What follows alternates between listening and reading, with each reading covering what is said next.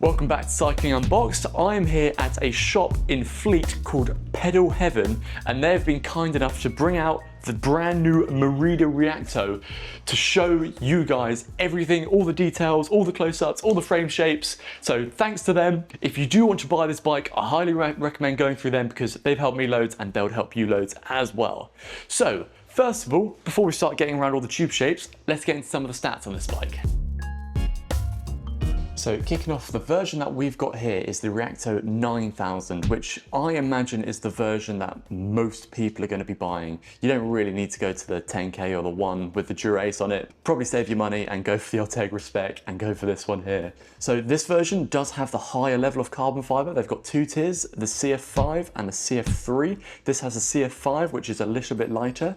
So this frame weight in a size medium weighs about 950 grams. And then you can add on about 200 grams for the CF3, the lower version. Now, obviously, the main thing with Merida is that they have gone full aero on this thing. They've optimized it as much as possible, well, to maybe do as well as possible in the Tour magazine tests, and they've succeeded very, very well at that. So they've managed to get this bike under 200 watts into that Tour magazine test. I will say, however, that is with their one setup where they have taken away the front derailleur, which is usually about 3 to 5 watts, and they've put in the classified system, which, if you don't know what the classified system is, it's an internal planetary gear in the hub, and it works like a front derailleur without having to have one. It's a very cool system, but if you're interested in more classified, go check that out. So not only have they been able to get this thing crazy aero, they've got quite a few comfort features in here that I would like to talk about as well. So I think we just get straight into that.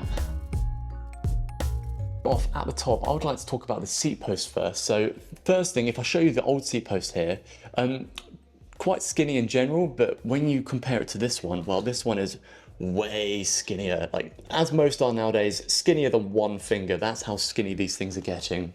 And not only that, they've added their S-Flex system into here. So they did again have it on the previous version, but back in here again, where this section here is just rubber. So that allows a lot more flex in the seat post to add that compliance into the rear, but also maintaining the depth of the seat post. So I think that's quite a nice feature. Some other brands do it as well, but I think it's a very effective way to, well, add compliance into the bike. The next thing that they've changed here is the clamping system. They used to clamp from the front here, but now they clamp from the back. So 2 Torx wrenches, nice and simple. One thing I will say about this system, I know other bikes have it. The Trek and Pinarello do it from the back here. Generally gets quite dirty. Now, obviously, you're hardly ever going to be adjusting your seat posts. You probably only do it early on. But if you are going to adjust it, probably make sure that they're nice and cleaned out first so you don't round out your bolts. You've probably also noticed that the seat post here is shifted slightly forward. I think this helps you get a little bit further over the bottom bracket area here, kind of putting you into that more modern time trial position. Now, as a whole, they haven't made the seat post angle any steeper like some new bikes have gone to, but I think that's just giving you kind of, well, a couple of, maybe about 1 centimetre further forward over the bottom bracket, giving you that more time trial position that you have nowadays. Now, I would like to mention how skinny the back of the bike here is. Now, as most top tubes go, starts wide, gets narrower towards the front, towards the rear, and again, it's like literally like 1 finger wide back there. That is insanely skinny. I think the only 2 bikes that I've seen get that skinny so far are the Seeker Spear and the new Giant Propel. Unbelievably skinny, but yeah, it seems like bikes are going that way, especially at the back, like a 2000 supermodel skinny. You've probably also noticed, compared to the previous version now, that, well, the tubes are deeper, a lot deeper. The change in the UCI regulation and the rules have just allowed everything to get skinnier and deeper. And that also comes from the dropped seat stays. You can see that the previous version has a little bit of thickness. These are just a lot narrower and a lot flatter, pancaked out a little bit.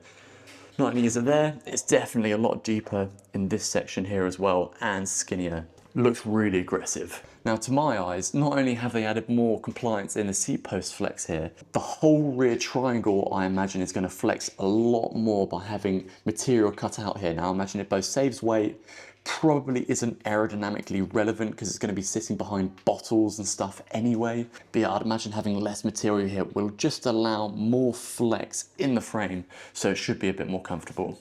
Now, coming to the front, as every brand has to do nowadays, they've had to go narrower on the front to stay aerodynamically relevant.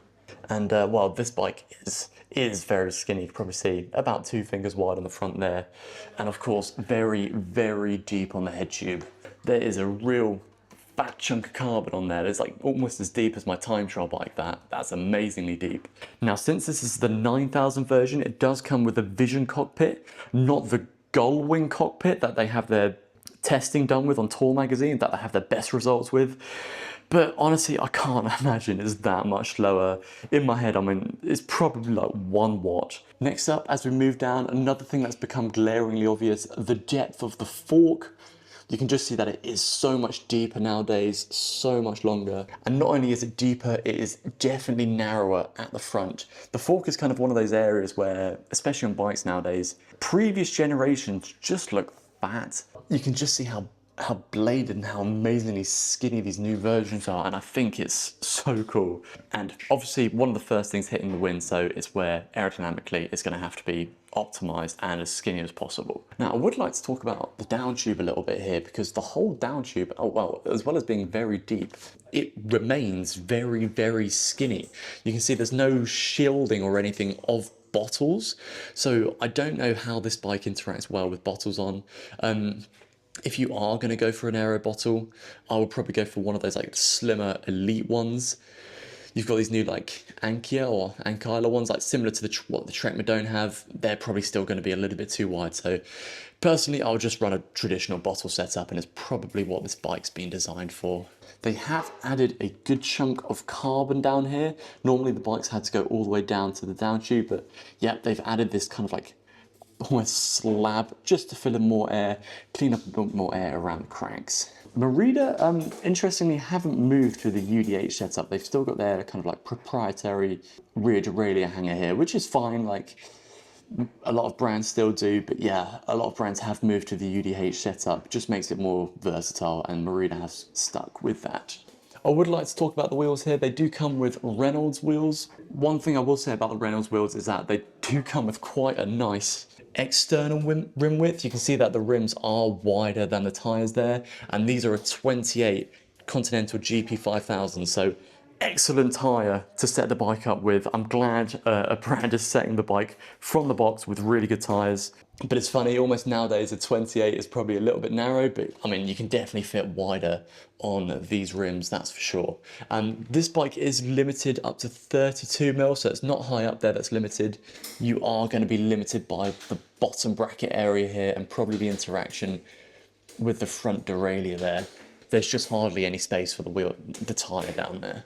So yeah, for this bike, it is a 32mm measured tyre width. Otherwise, yeah, that is getting pretty close. So, I mean, personally, I wouldn't mind the option to go up to 34, but 32 is still good enough for modern standards at the moment. Next thing I would like to point out is the cassette area here.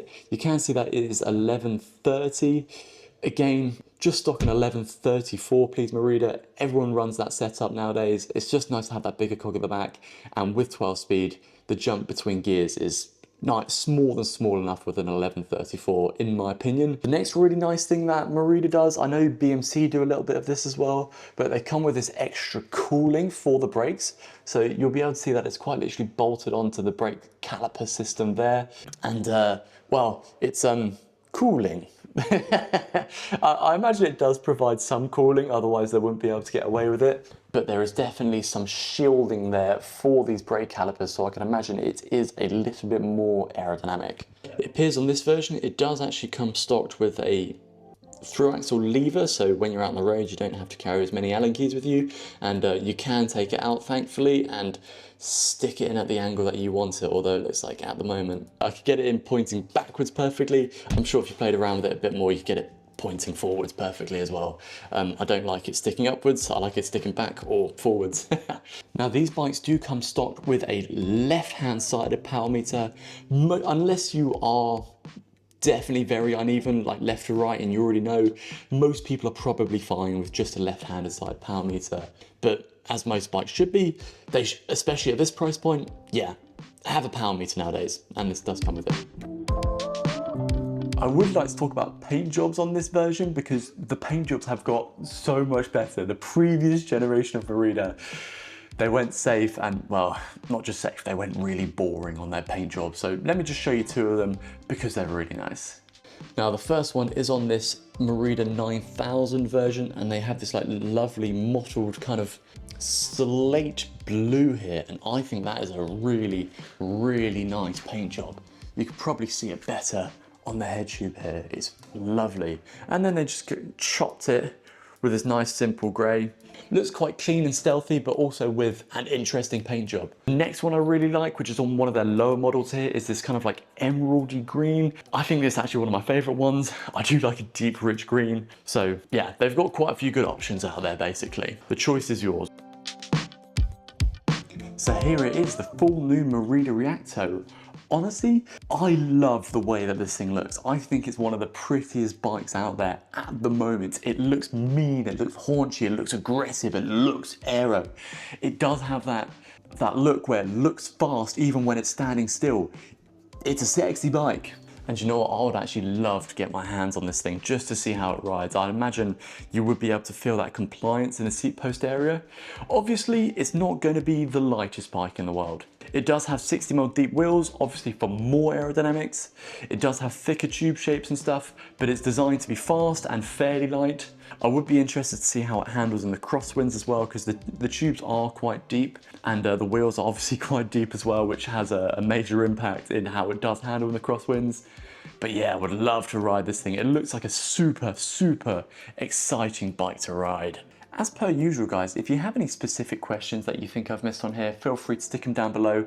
I would love to know what you think of this bike. Does it look cool? Would you consider buying one? Because the prices are comparatively amazing. The top end bike is like £9,500. This bike is like £6,500 for this Ultegra spec model. That is so much bike for the money. And you are realistically buying one of the fastest bikes that money can buy, by a long way. And if it's anything like the previous version, where I have heard it's pretty comfortable, it handles well, it's fun to ride, it sprints well, then this will be a bargain bike. I could also imagine if you're a crit racer or do any form of racing, you're getting such a fast bike for the money that, yeah, if I was racing, I would definitely consider this. But let me know what you guys think. Again, if you are considering buying one of these, I would recommend coming to Pedal Heaven. They will sort you out. They've got loads of options, all the specs, and you'll be getting that bike shop support when you buy the bike as well. Other than that, if you want to follow my daily shenanigans, I'm over here on Instagram. But I've been Jason. This has been Cycling Unboxed. I'll catch you in another video.